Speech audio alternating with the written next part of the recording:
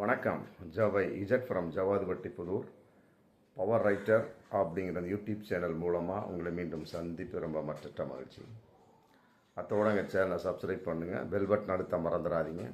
அத்தோட எல்லாத்துக்கும் ஷேர் பண்ணுங்கள். அதாவது அரசியல் கட்சிகளுக்குள்ள கூட்டணி என்பது ஒரு சகஜமான ஒரு நிலைப்பாடாக இருக்கும். ஆனால் தொகுதி பங்கீடு அப்படின்னு வரக்கூடிய சமயத்தில் ஏகப்பட்ட கருத்து வேற்றுமைகள். மற்றபடி நீயா நானா அதையும் மீறி பிரித்து கொடுத்துட்டோம்னா ஓட்டு போடாமல் இவர்களாக தோல்வியை கொடுப்பது, இந்த மாதிரிலாம் ஏகப்பட்ட சம்பவங்கள் நடக்கும். அதன் அடிப்படையில் பாஜகவுக்கு 27 தொகுதிகளை பிரித்து கொடுத்துருக்காரு எடப்பாடி. அத்தனையும் அதிமுக தோற்ற தொகுதிகள். கட்டாயமாக இதில் 7 தொகுதியில் கூட பாஜக ஜெயிக்காது அப்படிங்கிறதான் இன்னைக்கு கூடுதலான ஒரு தகவல்.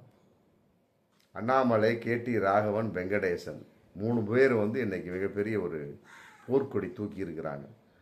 தொகுதியை மாற்றி கொடுங்க. நீங்கள் கொடுத்த 27 தொகுதியில் ஒரு 7 தொகுதி கூட வெற்றி அடையவே முடியாது அப்படிங்கிறது இன்னைக்கு மிகப்பெரிய ஒரு விஷயமா போயிட்டு இருக்கு. அதை பாஜகவினர் கண்டு கொண்டு விட்டார்கள். மற்ற நயினார் நாகேந்திரலாம் கண்டு கொண்ட மாதிரி தெரியல. மற்றபடி இருக்கக்கூடிய வானதி, தமிழிசை எல்லாம் கண்டுகிட்ட மாதிரி தெரியல. ஆனால் இதை பூத கண்ணாடி வைத்து பார்த்தது ஒரே ஆள் அண்ணாமலை தான். ஏன்னா அண்ணாமலைக்கு எடப்பாடிக்கு ஆல்ரெடி பிடிக்காது. ஈரோடு கிழக்கு தொகுதியிலேருந்து மற்ற 2024 நாடாளுமன்ற தேர்தலில் நின்றது அண்ணாமலையின் வெளிப்பாடாக பாஜக தனித்து நின்றது. ஒரு இடம் கூட கிடையாது. ஆனால் கோயம்புத்தூர் அவர் 4.5 லட்சம் ஓட்டு வாங்கினார் அண்ணாமலை. இருந்தாலும் தோல்வி தான், அதில் மாற்று கருத்தே கிடையாது. அதன் அடிப்படையில் அண்ணாமலை பூத கண்ணாடி வச்சு பார்த்துட்டார். இன்னைக்கு பாஜக தேசிய தலைமையிட்ட புகார் கொடுத்துருக்கிறார். என்னங்க இந்த மாதிரிலாம் ஒத்துக்கிட்டீங்க, யாருமே ஜெயிக்கவே முடியாது. 27 தொகுதிகள் கொடுத்துருக்கலாம், ஆனால் அதில் ஒரு 7 தொகுதி கூட ஜெயிக்க முடியாது. அந்த அளவுக்கு மிக டஃப்பான தொகுதிகள். அத்தனையுமே திமுகவுக்கும் காங்கிரஸுக்கும் வலுவான ஒரு தொகுதிகள். திருவண்ணாமலையெல்லாம் திமுகவோட கோட்டை. அதில் நம்ம கையே வைக்க முடியாது அப்படின்னு தலைமையகத்துக்கு சொல்லியிருக்கிறார். அதில் கோயம்புத்தூரில் ஒரு தொகுதி தான் கொடுத்துருக்காங்க. திருப்பூரில் 2 தொகுதி தான் கொடுத்துருக்குறாங்க. அங்கே ஒரு 2-3 தொகுதி சேர்த்து கொடுத்துருக்கலாம். அதே நேரத்தில் இந்த மாதிரிலாம் பண்ணக்கூடிய சமயத்தை கட்டாயமாக கட்சியோட வளர்ச்சி பாதிக்கும். இப்படி இருக்கக்கூடிய சமயத்தை கட்டாயமாக பாஜக தமிழகத்தில் வளரவும் முடியாது, ஜெயிக்கவும் முடியாது. அதே அடிப்படையில் கோயம்புத்தூரில் இவர் எதிர்பார்த்து, அண்ணாமலை எதிர்பார்த்து சிங்காநல்லூர், சூலூர், கவுந்தம்பாளையம், அது எதுலேயுமே சீட்டு கிடையாது. மற்றபடி கோயம்புத்தூர் வடக்கை ஒதுக்கி இருக்கிறாங்க. ஒரே ஒரு சீட்டு தான். அது வானதிக்கு போகலாம், சீனிவாசனுக்கு போகலாம் அப்படிங்கிற ஒரு தகவல். அப்படிங்கிறப்ப அண்ணாமலை அங்கே போட்டியிட முடியாத ஒரு விஷயம். அப்படிங்கிறப்ப நான் போட்டியிடவில்லை, எனக்கு இந்த தேர்தலை வேணாம் சொல்லிட்டு அண்ணாமலை ஒதுங்கிட்டார். அதன் அடிப்படையில் எடப்பாடி சொல்லிட்டார், இந்த பாருங்க, கூட்டணி பேச்சுவார்த்தை என்பது என்னுடைய முடிவு தான் இறுதியானது.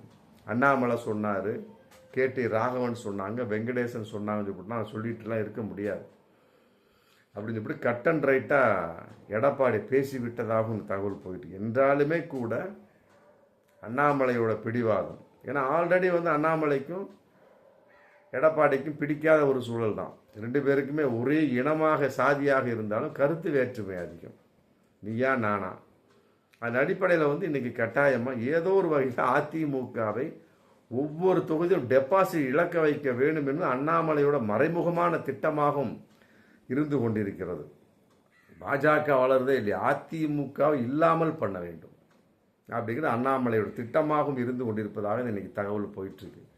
அதன் அடிப்படையில் இந்த 27 தொகுதியை நிறைய மாற்றி கொடுங்க அப்படின்னு இன்னைக்கு பிரச்சனை பண்ணிட்டு இருக்காரு. அதையெல்லாம் விட சென்னையில் 16 தொகுதியில் 13 தொகுதி அதிமுக, அதில் ஒரு 3 தொகுதி தான். அந்த 3 தொகுதியுமே ஜெயிக்க முடியுமா அப்படிங்கிற ஒரு இதுவும் வந்தாச்சு. அதன் அடிப்படையில் கிணத்து கடவும் கிடையாது. பழனி கூட பாஜகவுக்கு கிடைக்கவில்லை.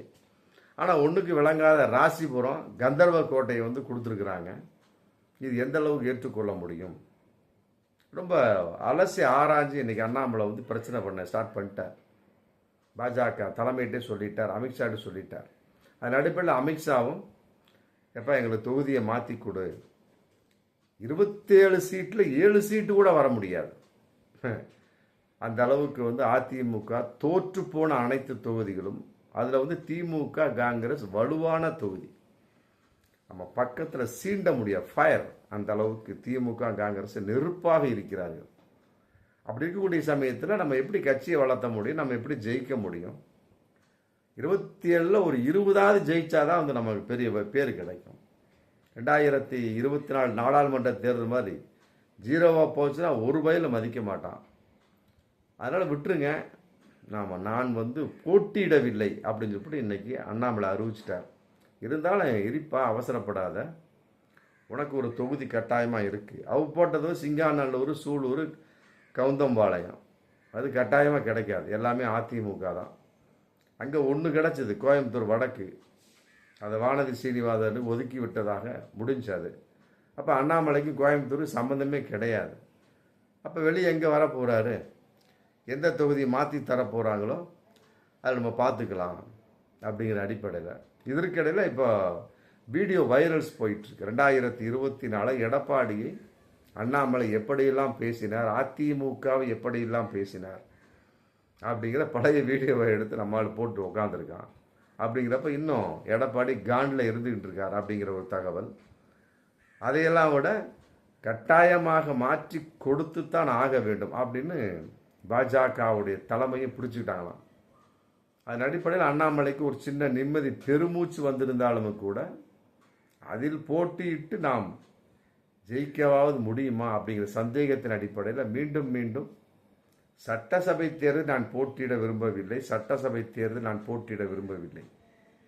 கேடி ராகவன், வெங்கடேசன், மற்ற 2 பேர் 3 பேர் இருக்கிறாங்க.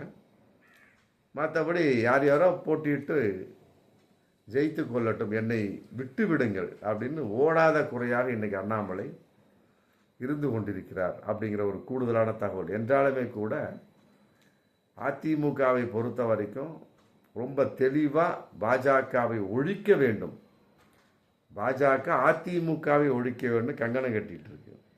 இதன் அடிப்படையில் பார்க்கின்ற போது அதிமுக பாஜகவை ஒழிக்க வேண்டும் அப்படின்னு கங்கணம் கட்டிட்டு இருக்கிறாங்க. இதன் அடிப்படையில் பாஜக தொண்டர்களோடு அதிமுக தொண்டர்கள் ஒட்டி கொண்டு போவதாக எந்த தகவலுமே கிடையாது. அதுக்கடையில் அமமுக தொண்டர்கள், ஆமாம், அதிமுக தொண்டர்கள் துண்டாக இருக்கிறாங்க. அவர்களோடு பாஜக அமமுக யாருமே, குறிப்பாக பாஜக ஒத்துப்போவதாக எந்த ஒரு தகவலுமே இல்லை. அப்படிங்கிறப்ப இவங்க விருப்பத்துக்கே சீட்டு கொடுக்கட்டுமே அப்படிங்கிறப்ப அதிமுக காரன் எப்படி ஓட்டு போடுவான் தெரியல. ஆக பாஜகவினுடைய ஒரு தோல்வி கட்டாயமாக எழுதப்பட்டு விட்டது அப்படிங்கிறது இதன் மூலமாக தெரிகிறது. பார்ப்போம் மீண்டும் அடுத்த வீடியோ. நன்றி.